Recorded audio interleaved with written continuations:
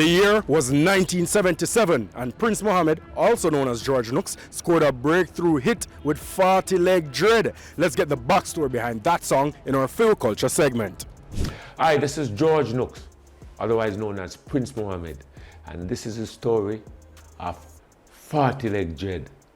Stop spreading propaganda upon the dread, because the dread no have no 40 leg in your head, you know. This is stop spread propaganda upon the dread. Me say me stop spread the propaganda. Because the dread. What was the inspiration behind 40 Leg?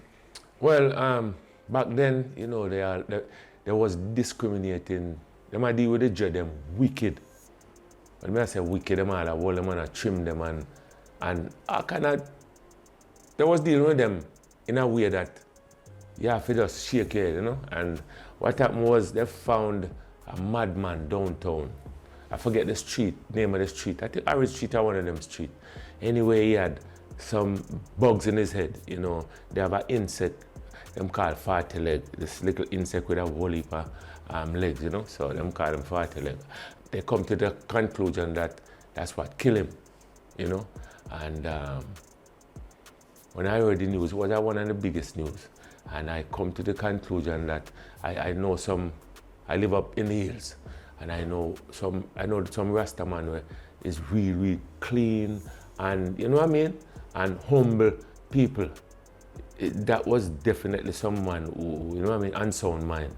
And so I just came up with the idea of doing a song. Say, him now on a 40 leg in him, I spread them and spread propaganda upon the dread. No have no 40 leg in him head, but he don't have no 40 leg in him head. King this go to the east.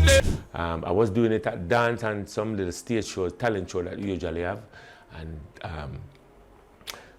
Joe Gibbs and Errol Thompson they sent for me, and Culture was doing an album, 27 Clash, and that song Zion Gate was on it, and they asked me to, you know what I mean, to come on it, DJ, and I did the general on the 40 leg in my head, and what can I say, that was it, man. When you were recording the song, did you feel at the time it was going to be a big hit? But then I just barely come in the business from about a year before, so I didn't, you know, I was just doing it just to do it. Say, boy, you know what I mean? I'm on record now. I was on record before now, but Joe Gibbs, they had Dennis Brown and Delroy Wilson and a whole bunch of big singers. So, you know what I mean? That was my way of breaking out. So and when I did it at the dances, I did it on all kind of different rhythm, and the people them just jump up in them here. So I figured more than less it would, you know what I mean, create some traction, and you know, that's what exactly it did, you know.